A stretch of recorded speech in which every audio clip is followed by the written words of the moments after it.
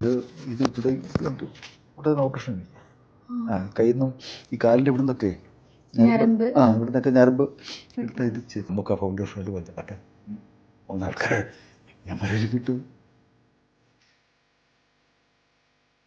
എൻ്റെ ഉള്ളിനുള്ളിൽ മമത കാണണം, ആ കാലൊക്കെ ഒന്ന് തൊട്ട് വീഴണം എന്നൊക്കെ ശരിയാക്കൽ പറഞ്ഞു. ഞാനത് അവരെ വിളിച്ചു, അവർക്ക് മെസ്സേജ് കൊടുത്തു.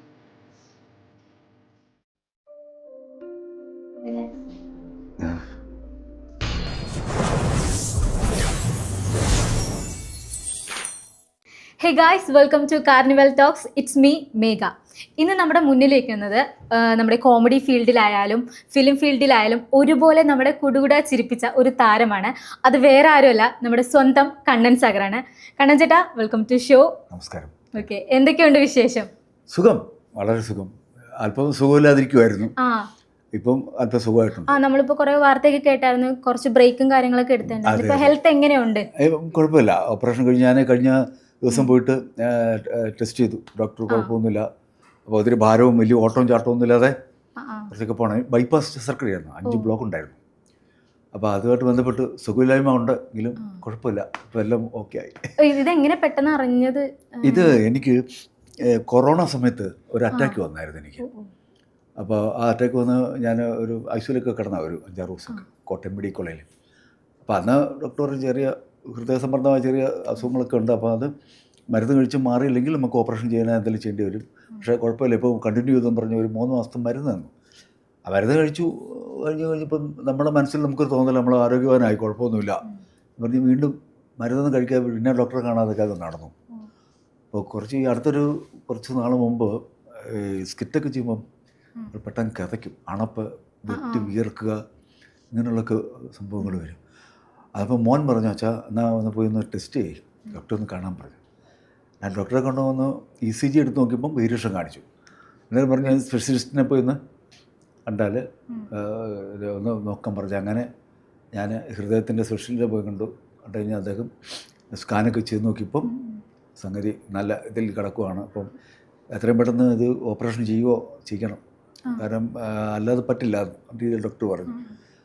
അപ്പം അങ്ങനെ അതൊക്കെ വലിയ ചിലവാണ് നമ്മളെ സംബന്ധിച്ച്. സാമ്പത്തികം വലിയ, ഞാൻ ആർട്ടിസ്റ്റ് എന്ന് പറഞ്ഞാലും സാമ്പത്തികമായിട്ട് വളരെ താഴെ നിൽക്കുന്ന ഒരാളാണ് ഞാൻ. അപ്പം ഞാൻ പറഞ്ഞു ഇപ്പം എത്ര രൂപ ആകുമെന്ന് ചോദിച്ചപ്പോൾ നല്ല കുഴപ്പമില്ല, ഇന്നൊരു ഹോസ്പിറ്റലുണ്ട്, അവിടെ പോയി അന്വേഷിക്കാൻ പറഞ്ഞു. അങ്ങനെ പരുമലയിലൊരു ഹോസ്പിറ്റലുണ്ട്, തിരുവല്ല പരുമല.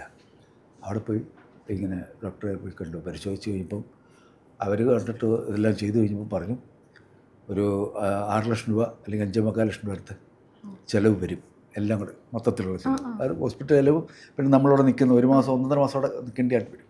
അതിൻ്റെ എല്ലാം ചിലവ് അത്രയൊക്കെ ഉണ്ടാകും എന്നൊക്കെ പറഞ്ഞു. അപ്പോൾ എന്നെ സംബന്ധിച്ച് അത് വലിയൊരു തുകയാണ്.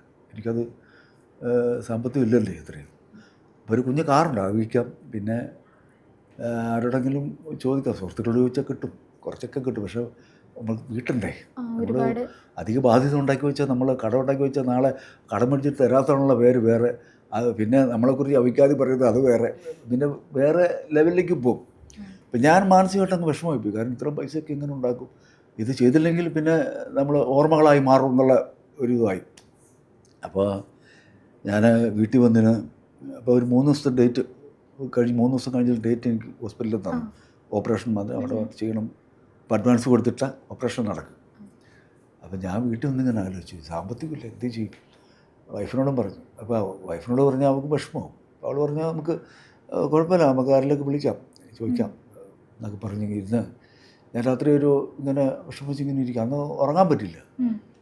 ഒരു 9:30 ആയപ്പോൾ തന്നെ ഞാൻ നേരെ എന്ത് ചെയ്യുമെന്നിങ്ങനെ ആലോചിച്ചപ്പം നമ്മൾക്ക് സഹായിച്ചിട്ടുള്ളതോ അല്ലെങ്കിൽ നമ്മളെ ഇങ്ങോട്ട് സ്നേഹിച്ചിട്ടുള്ളതോ അല്ലെങ്കിൽ നമ്മളെ ഇഷ്ടപ്പെടുന്നതായിട്ട് ചില മുഖങ്ങളുണ്ട്, പെട്ടെന്ന് ഓർമ്മയിൽ വരുന്ന ചില മുഖങ്ങൾ. കാരണം അവരോട് ചോദിച്ചാൽ ചിലപ്പം തരും, അല്ലെങ്കിൽ ഏസോർണോ പറയും എന്നുള്ളൊരു മനസ്സിലൊരു സങ്കല്പമാണ് നമുക്ക് എല്ലാവർക്കും ഉള്ളത്. ഇപ്പം ഞാനിങ്ങനെ ഇരുന്നപ്പോഴത്തേന് നമ്മുടെ സംഘടന നാദർഷിക്കയുണ്ട്, സംഘടനാ പ്രസിഡന്റ് നാദർഷിക്കയുണ്ട്, അതുപോലെ ഷാജോൺ, കലാഭവൻ ഷാജോണ്, ഉണ്ടപ്പക്രു, ഇവരൊക്കെ അതിൻ്റെ ആരോഗ്യ ടിനിയുണ്ട്, എല്ലാവരും ഉണ്ട്, ടിൻറ്റോമ്പൊക്കെ. അപ്പോൾ ഇവരൊക്കെ ഓടി വന്നെങ്കിലും ഷാജോനൊക്കെ ഞാൻ ആദ്യം വിളിച്ചു, ചേട്ടാ ധൈര്യമായിട്ടിരുന്നോ, നമുക്ക് എന്താ നിശ്ചയം, കുഴപ്പമില്ല, ഓപ്പറേഷൻ നടക്കട്ടെ എന്നൊക്കെ പറഞ്ഞു. അപ്പോൾ അങ്ങനെ ധൈര്യം തന്നെങ്കിലും നമുക്ക് ഒരു സാമ്പത്തിക ഭദ്രതയുടെ ഒരു ധൈര്യം അതിൻ്റെ ആരും കൂടെ തരുന്നില്ല. കാരണം ഇത്ര രൂപയില്ല നമുക്ക് ഉണ്ടാക്കാൻ ചേട്ടാന്ന് ആരും പറയുന്നുമില്ല. അപ്പം ഇവരെല്ലാം ഉണ്ട് കേട്ടോ, പക്ഷെ സഹായിക്കും, അവർ മനസ്സോർന്ന് സഹായിക്കും. അതുകൊണ്ടായിരിക്കും അവരും പറഞ്ഞത്. അപ്പോഴും എനിക്കൊരു അത് പോരാ. ഇനിയിപ്പം മോനെ വിവാഹം കഴിഞ്ഞ് അവൻ സ്നേഹിച്ച് കിട്ടിയ ഒരു കുട്ടി വിളിച്ചുകൊണ്ട് വന്നാൽ അവർ എന്നാലും ചെറിയ എൻഗേജറൊക്കെ നടത്തി കൊടുത്തെങ്കിലും ഈ പറഞ്ഞ വലിയ സാമ്പത്തിക വിഷയം ഒന്നും മക്കളെ ബുദ്ധിമുട്ടിക്ക് ശരിയല്ല. ഞാൻ കടം മേടിച്ചാലും എൻ്റെ മോൻ വേണം ചിലപ്പോൾ അത് വീടാനൊക്കെ ആയിട്ട്. അപ്പോൾ അവർക്കും ബാധ്യത ഉണ്ടാക്കി വെക്കും.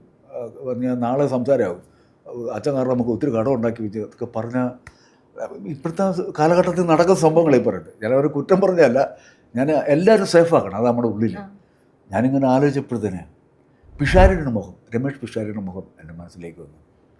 അപ്പോൾ അദ്ദേഹം പാലക്കാട് മത്സരിച്ച് നല്ല കൊടുമ്പരി കൊണ്ട് നിൽക്കുക, തുറന്ന ജീപ്പയിലും വീടുകളിൽ തോറും രാവും പകലും ഊണും ഉറക്കമില്ലാതെ അദ്ദേഹം പാവം ഇങ്ങനെ കഷ്ടപ്പെടുക. കാരണം ജയിക്കണം, ജയിക്കാതിരിക്കുമോ അദ്ദേഹം ആത്മാർത്ഥമായിട്ട് അദ്ദേഹത്തിന് ജോലി ചെയ്യുന്നുണ്ട്. കാരണം അദ്ദേഹത്തിൻ്റെ സംഘടന ഏൽപ്പിച്ച ഒരു കർത്തവ്യം കറക്റ്റായിട്ട് നടക്കുന്നുണ്ട്.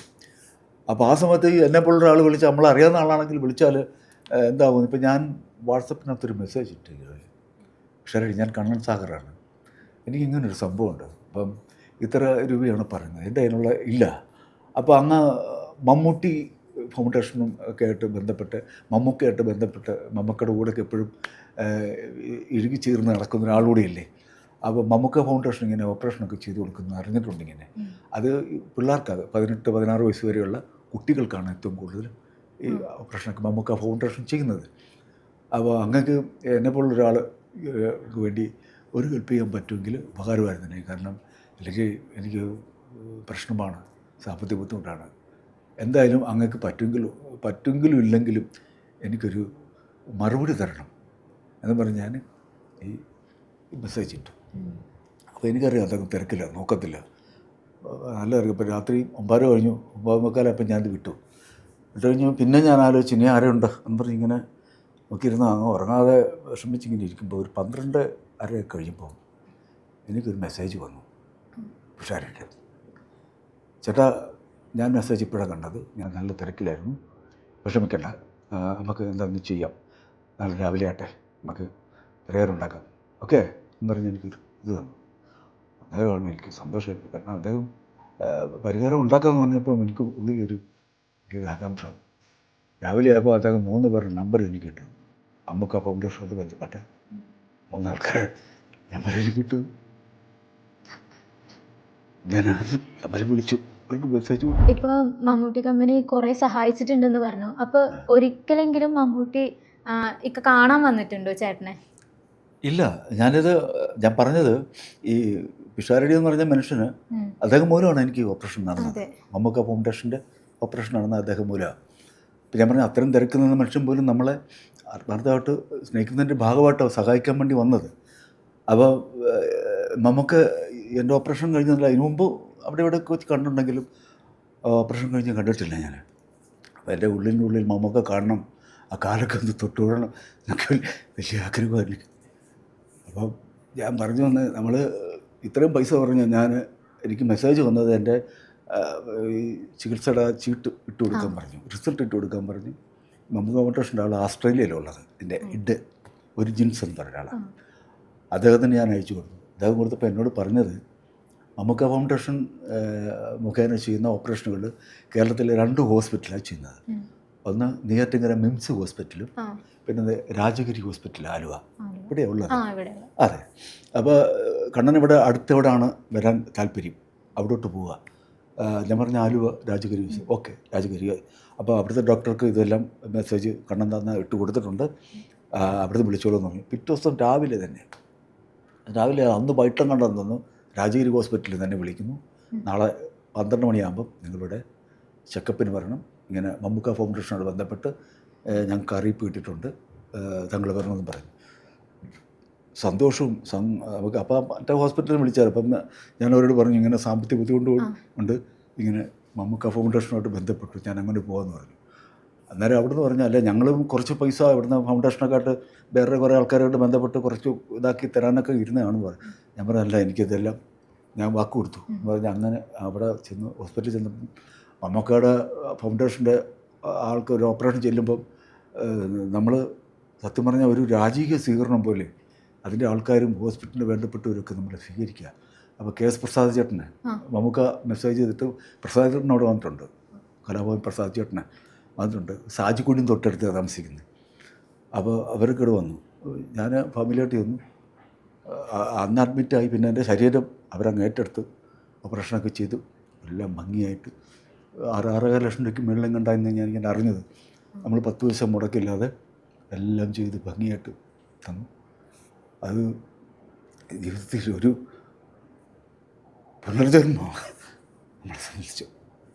ഒന്ന് മരിച്ചിട്ട് ജനിച്ചതുപോലെ നമ്മളെ സഹായിക്കാൻ എന്ത് സുഹൃതം ചെയ്തതാണോ അതോ നമ്മുടെ സ്വഭാവം കൊണ്ടാണോ അല്ലെങ്കിൽ നമ്മുടെ ജീവിത ശൈലി കൊണ്ടാണോ അറിയാൻ മേലെ അതുപോലെ നമ്മളെ സഹായിച്ചു. നമുക്ക് ഞങ്ങൾക്ക് ആവശ്യമുണ്ട്, അതുകൊണ്ടാണ് കണ്ണഞ്ചേട്ടൻ ഇപ്പോൾ ഞങ്ങളുടെ മുമ്പിലിരിക്കുന്നത്. അതെ അതെ. അങ്ങനെ ഇപ്പം എൻ്റെ വലിയൊരാഗ്രഹം മമ്മൂക്കെ കാണണം. മമ്മൂക്ക ഉണ്ട് ആ കാലൊക്കെ തൊട്ട് തുടങ്ങും. അതൊക്കെ വലിയ ഞാൻ എല്ലാ ഇൻ്റർവ്യൂവിലും പറയും, മമ്മൂക്കയുടെ കാര്യം പറയും. കാരണം എന്നെപ്പോലെ തന്നെ കരയില്ല, വാവിട്ട് കരയുന്ന എത്രയോ ആൾക്കാരുണ്ടെന്ന് പറയും മമ്മൂക്കയുടെ പേര് പറയുമ്പോൾ തന്നെ. അതുപോലെ സഹായിച്ചിട്ടുള്ള ഞാനിവിടെ ഉള്ളപ്പം തന്നെ 3-4 പേർ ഓപ്പറേഷൻ നടക്കുന്നുണ്ട്. കുട്ടികളുടെ ആയിട്ട് ഓപ്പറേഷൻ നടക്കുന്നത് ഞാനേ മുതിർന്നേ ഉള്ളൂ. മമ്മൂക്ക ഫൗണ്ടേഷനോട് ബന്ധപ്പെട്ട് നമ്മൾ പോലും അറിയുന്നില്ല എത്രയോ ആൾക്കാർക്ക് പുണ്യപ്രവൃത്തി അദ്ദേഹം ചെയ്യുന്നു എന്നുള്ളത്. അവിടെ ചെന്നപ്പം തന്നെ എനിക്ക് മനസ്സിലായി. അതിനുമ്പ് അറിയാമെങ്കിലും അങ്ങനെ ഇരിക്കുന്നു.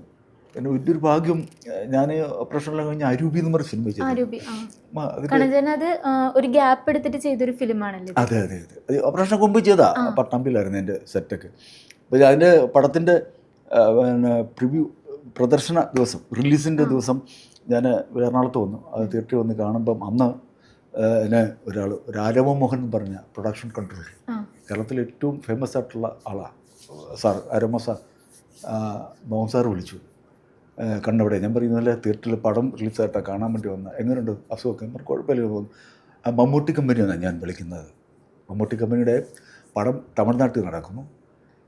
ഒരു 3-4 ദിവസത്തെ ഡേറ്റ് ഉണ്ടാവും. കണ്ണനും വന്ന് അവനൊക്കെ പറഞ്ഞു, ഓഫ് എനിക്ക് സന്തോഷം എന്ന് പറഞ്ഞാൽ, കാരണം മമ്മൂക്ക കാണാമല്ലോ, 3-4 ദിവസം മമ്മൂക്കയുടെ കൂടെ ചേർന്ന് നിൽക്കാം എന്നുള്ളൊരു വലിയൊരു എനിക്ക് സന്തോഷം. എനിക്ക് ആ പടം റിലീസിനെക്കാട്ടി സന്തോഷം എനിക്കിത് കേട്ടപ്പോൾ ഭയങ്കര സന്തോഷം. ഞാൻ ഭയങ്കര ഹാപ്പിയാണ്.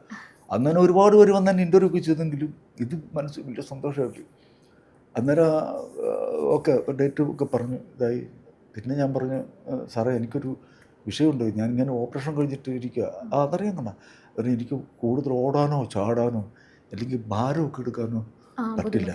ഇത് ഇവിടെ കണ്ടു, ഇവിടെ നിന്ന് ഓപ്പറേഷൻ കഴിഞ്ഞു. കയ്യിൽ നിന്നും ഈ കാലിൻ്റെ ഇവിടെ നിന്നൊക്കെ ഇവിടെ നിന്നൊക്കെ ഞരമ്പ് എടുത്ത് ഇത് ചെയ്തു. അപ്പം ഞാൻ പറയും ഇന്നൊരു കുഴപ്പമുണ്ട് പറഞ്ഞു. ആ കണ്ണ അറിഞ്ഞിരുന്നു. അപ്പോൾ നോർമലായിട്ട് കണ്ണ ചെയ്യാമല്ലോ, നോർമൽ ചെയ്യാം. ശരി എന്തായാലും പറയാമെന്ന് പറഞ്ഞു.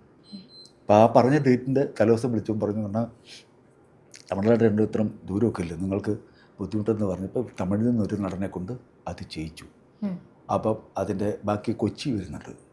സെപ്റ്റംബർ അവസാനത്തോടു കൂടി കൊച്ചിയിലൊരു ഷൂട്ട്, അതിൻ്റെ ആയിട്ട് തന്നെ ഷൂട്ടുണ്ട്. മമ്മൂക്കൊക്കെ ഉണ്ടാവും തോന്നുന്നു. അപ്പോൾ അവിടെ നമുക്ക് അവിടെ എന്തെങ്കിലും ചെറിയൊരു വേഷം കാണാൻ വേണ്ടി സെറ്റ് ചെയ്യാം കേട്ടോ. അപ്പം ഒത്തിരി യാത്രയുണ്ടല്ലോ എന്ന് പറഞ്ഞാൽ വളരെ സന്തോഷം സാറേ എന്ന് പറയും. അപ്പോൾ അന്ന് നമുക്ക് കാണാം എന്ന് പ്രതീക്ഷിച്ചിരിക്കുക. ഒരു ഭാഗ്യം. അതെ, വലിയ ഭാഗ്യം. പിന്നെ ഓണം ഞാനിവിടെ ഇല്ല, അതും ഒരു ഭാഗ്യം. ഞാൻ UK പോവാം. ഞാൻ ഈ മാസം പോകും. ആ മാസം പോകും. ഇപ്പോൾ വർക്കിനായിട്ട് പോവാണോ? അത് വർക്കിന് ഒരു പരിപാടിയായിട്ട് ബന്ധപ്പെട്ട് പോവാം. അവിടെ കുറേ സുഹൃത്തുക്കളുണ്ട്. അപ്പോൾ അവർ ഓപ്പറേഷൻ കഴിഞ്ഞിരിക്കുമല്ലോ. അപ്പം ഓണം ചേട്ടാ നമുക്ക് അവിടെ കൂടാം, യാത്രയായെങ്കിൽ ചേട്ടൻ പോരെ, നമുക്ക് അവിടെ കൂടാമെന്ന് പറഞ്ഞ് ഇൻ്റർവ്യൂ എല്ലാം കഴിഞ്ഞ് വിസയൊക്കെ അടിച്ചു, എല്ലാം ആയിരിക്കും. അപ്പോൾ ചെറിയ ചാരിറ്റി പോലെ 3-4 പരിപാടിയും കോമഡി പരിപാടിയൊക്കെ ചെയ്ത് കുറച്ച് സംഘടനകളൊക്കെ ബന്ധപ്പെട്ട് നമുക്ക് ഇത് അടിച്ചു പൊളിച്ച് പോരാം, ഓണോട് കൂടിയിട്ട് സെപ്റ്റംബർ പകുതി കഴിഞ്ഞിട്ട് നമുക്ക് ചേട്ടനെ തിരിച്ചു വിടാം എന്നൊക്കെ പറഞ്ഞ് അങ്ങനെ ഞാൻ ഉടനെ UK പോകും. അതിൻ്റെ വലിയൊരു സന്തോഷം. അത് നമ്മൾ ഇത്രയേ ഉള്ളൂ. നമ്മൾ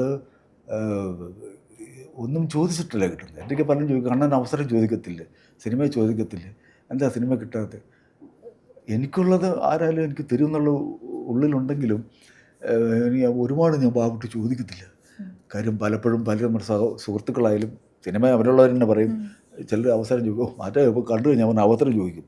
നമ്മുടെ ഇത് എവിടെ ഇരിക്കും, നമുക്ക് പോലും ഇല്ല നടക്കുമ്പോഴത്തേന് അവസരം ചോദിക്കുന്നത് നമ്മുടെ ചെവിക്ക് കേട്ടുള്ളതുകൊണ്ട് ഞാൻ അങ്ങനെയുള്ളതിന് ഞാൻ നിൽക്കത്തില്ല. കാരണം ബുദ്ധിമുട്ട് ഈ പറഞ്ഞ നമ്മളോട് ചോദിച്ചാലും നമ്മളും പറയും, എന്തെങ്കിലും ആകുമ്പം പറയാം, അത് നമുക്ക് പറയാൻ പറ്റൂ. അപ്പം സിനിമകൾ വരട്ടെ. വാഴ 2-ൽ ഞാനൊരു നല്ല വേഷം ചെയ്തായിരുന്നു.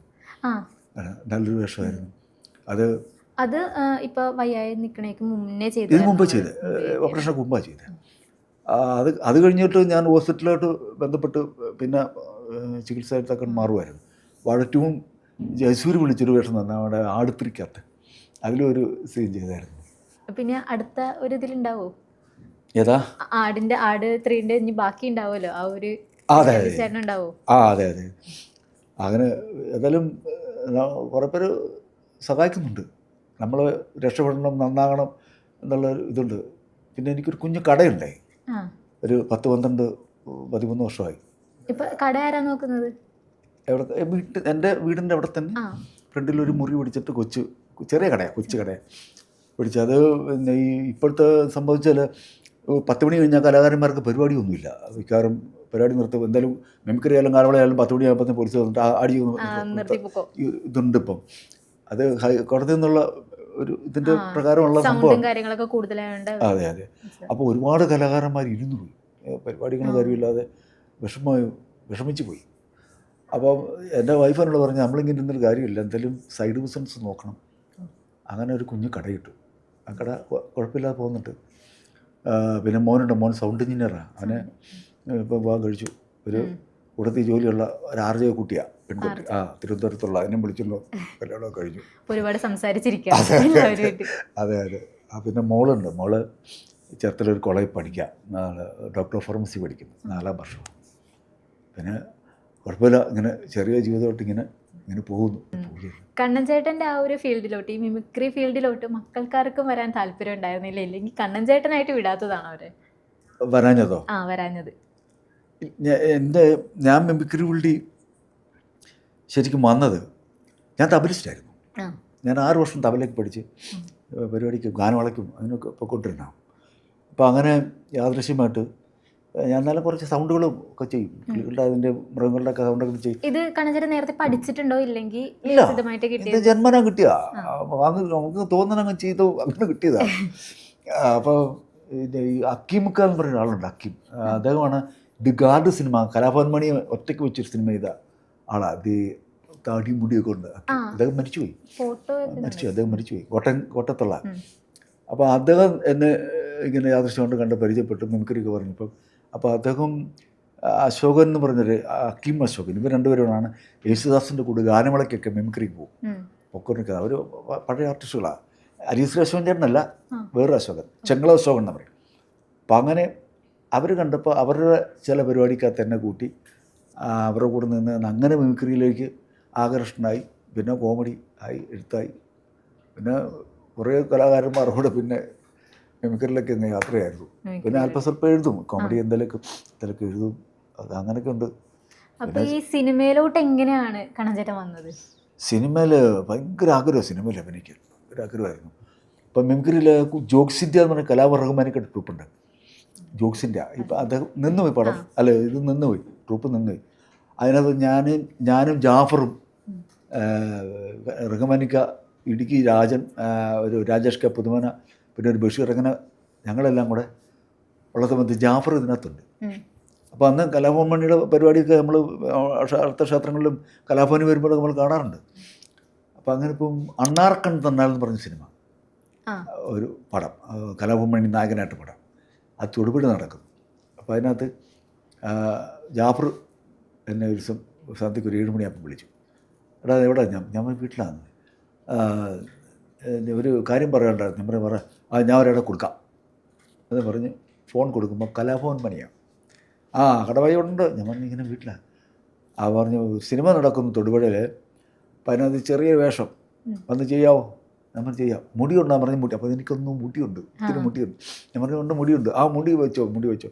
അപ്പോൾ നാളെ രാവിലെ ഒരു 6:30-7 മണിക്ക് എത്താൻ പറ്റുമോ തൊടുപുഴ? ഞാൻ പറഞ്ഞു വരാം, എത്തിക്കോളാം.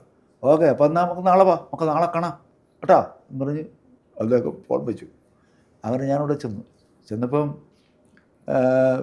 ഒരു പോലീസ് സ്റ്റേഷൻ്റെ സീനാണ്. അപ്പം ആദ്യമായിട്ട് സിനിമയിൽ അഭിനയിക്കുന്നു. കലാഭമണിയുണ്ട്, ഒരു ആഫറുണ്ട്, അന്ന് പ്രചോദുണ്ട്, ഒരു വിനോദ് കടാമകലം, കുറേ ആർട്ടിസ്റ്റുകളുണ്ട്. ഇവരൊക്കെ അവിടെ ഉണ്ട്. ജഗതി ചേട്ടനുണ്ട്, അദ്ദേഹമുണ്ട്. പുള്ളി എസ് ഐ ആ സ്റ്റേഷനിൽ എസ് ഐ സിനിമയിൽ. അപ്പോൾ ഞങ്ങൾ നിന്ന് എന്താ അഭിനയിക്കുന്നത് അപ്പം പറഞ്ഞ പോലെ കുലുക്കിക്കുത്തുകാരനാട്ടാ. അപ്പോൾ ഞാൻ പറഞ്ഞു കുലുക്കുത്ത് ആദ്യം ചെയ്തോളൂ. അതൊരു മണിബായി വന്നിട്ട് എൻ്റെ മുടിയെല്ലാം വെച്ചിട്ട് എനിക്കൊരു മീശയൊക്കെ വരച്ച് തന്നു. ഇവിടെ അന്ന് ഞാൻ ക്ലീഷേ വരും, മീശയൊക്കെ വരച്ച് തന്നു. ഇതൊക്കെ ആക്കി മാറി വന്നൊരു ബെന്നിനൊക്കെ ഇടിച്ചിട്ട് പുള്ളി പറഞ്ഞു അത് കൊള്ളാം താർത്തോ കീച്ചിക്കോ ഡയലോഗ് കൂട്ടിയാൽ പറഞ്ഞു. ഇങ്ങനെ പറഞ്ഞു കൈ വരുന്ന ഇട്ടാൽ മതി, കാരണം കുലുക്കുത്തം എന്തെങ്കിലും പറയാമല്ലോ പറഞ്ഞു. അങ്ങനെ തന്നൊക്കെ വെച്ച് ഞാൻ പഠിച്ചത് ചെയ്യാൻ വേണ്ടി വന്നു നിന്നു. ഇപ്പോൾ ഒരു ടേബിളിൻ്റെ അവിടെ നിൽക്കുക. അപ്പം എന്നെ കുലുക്കുത്ത് കളിച്ച് പിടിച്ചുകൊണ്ട് വന്നിരിക്കുക പോലീസുകാർ. അപ്പോൾ എസ് ഐ വേറെ ആളെ ചോദ്യം ചെയ്യുന്നുണ്ട്, ജഗതി ചേട്ടൻ. അപ്പോൾ ഇതിനകത്ത് തന്നെ ചില എന്നെ കൂടെ ചോദ്യം ചെയ്ത് കഴിഞ്ഞാൽ ഒരു ആംബുലൻസ്, അതായത് കലാഭവൻ മണി ക്യാരക്ടർ ആംബുലൻസാണ്, അതിങ്ങനെ സ്റ്റേഷനിലേക്ക് വരും. അത് ജാഫറിനെ ജാപത്തിൽ ഇറക്കാൻ വേണ്ടി വരുന്നതാണ്. പക്ഷേ ഇത് കിയോട്ടോണ്ടാണ് വരുന്നത്, ഈ ആംബുലൻസ് വരുന്നത്. ഇത് വരുമ്പം ഡയറക്ടർ പറയും ചേട്ടാ ലുക്ക് എന്ന് പറയുന്നത് നമ്മളെല്ലാവരും ഈ ആംബുലൻസ് വരുന്നിടത്തോട്ട് നോക്കിയാൽ മതി, ഇതാണ് സീൻ. പക്ഷേ ജഗതി ചേട്ടൻ എന്ന് പറഞ്ഞാൽ അതുമില്ല പ്രതിഭ. പുള്ളി ചെയ്ത പരിപാടി എന്നെ ഇങ്ങനെ പിടിച്ചിരുത്തി ശിവനാഥ അത് കുലുക്കുത്താണ് ഞാൻ കളിക്കട്ടെ. ഞാൻ പറഞ്ഞ ഇല്ല, എനിക്ക് സ്ഥലമില്ല. അത് നിനക്ക് ഞാൻ ഷാർജ ക്രിക്കറ്റ് സ്റ്റേഡിയം മേടിച്ചു തരാം കളിക്കാൻ. കുടിച്ചിട്ട് അണിച്ചിട്ട് കിട്ടി ആളുകളെന്ന് പറഞ്ഞ് ഞാൻ 1 വെച്ചാൽ 2, 2 വെച്ചാൽ 4 എന്ന് പറഞ്ഞ് കളി തുടങ്ങി. കളിച്ച് കഴിഞ്ഞാൽ പുള്ളി പൈസയൊക്കെ പോയി, പുള്ളിയുടെ പൈസ പോയി ഒക്കെ നിൽക്കുന്ന സമയത്ത് ഈ ചേട്ടാ ആംബുലൻസ് എന്ന് പറയുമ്പം നോക്കും. അപ്പോൾ കിയൊക്കെ സൗണ്ട് ഇടുമ്പോൾ പുള്ളി പറഞ്ഞു കുലുക്കത്ത് കളി കണക്കുമല്ലേ, അവിടെ പോലീസ് വരുന്നു ഓടിക്കടാന്ന് പറഞ്ഞു. എല്ലാം പറഞ്ഞ ഒറ്റ ഓട്ടം. ഇതിന് സീനില്ലാത്ത അപ്പളിൻ്റെ പരിപാടി. എന്നിട്ട് പുള്ളി തിരിച്ച് പറയും വന്നിട്ട് പറഞ്ഞല്ലോ ഞാനാണല്ലോ ഇവിടെ എസ് ഐ എന്ന് പറഞ്ഞിട്ട് കട്ട്. തമ്പുരാനെ അത് ഡയറക്ടറോട് പറഞ്ഞു കാണുമായിരിക്കും, പക്ഷെ വേറെ ആർക്കും അറിയത്തില്ല ഇങ്ങനൊരു സംഭവം ചെയ്യുന്നു. ഞാനൊക്കെ ഓടിക്കളഞ്ഞു. ആ പോലീസ് വരുന്നുണ്ട് എല്ലാം ഓടി. അത് ഭയങ്കര സംഭവമാണ് പുള്ളിയാണ്. അപ്പോൾ പുള്ളി മാത്രം ഫ്രെയിമിലായി, വേറെ ആരുമില്ല. അങ്ങനെ അദ്ദേഹത്തിൻ്റെ കൂടെ അഭിനയിക്കാൻ ഒരു വലിയ ഭാഗ്യം എനിക്ക് കിട്ടി. ആ പടത്തിൽ കൂടിയാണ് കിട്ടുന്നത്. ഫസ്റ്റ് എക്സ്പീരിയൻസ് സിനിമയുടെ. അതെ. അയ്യോ, പിന്നീട് എങ്ങനെയാണ്? പിന്നീട് കുറേ സിനിമാസ് ഒക്കെ ചെയ്തില്ലേ? പിന്നെ കുറേ പടത്തിൽ കുറേ പടത്തിൽ ഞാൻ ഉദാഹരണം സുജാത, ചാർലി, പിന്നെ മഞ്ജു ചേച്ചി തന്നെ പ്രൊഡ്യൂസ് ചെയ്തൊരു പടം ചതുർമുഖം, കുറേ പടത്തിൽ. ഈ നിൽക്കുന്ന ചെറുപ്പക്കാരും പിള്ളേർ പുറകുന്ന വാളിങ്ങനെ ഊരിട്ടേ ഫ്രണ്ടിൽ ഇരിക്കുന്ന 2 മാർക്കോട്ടും ചാടിയിട്ടങ്ങ് വിട്ടുപോവാ.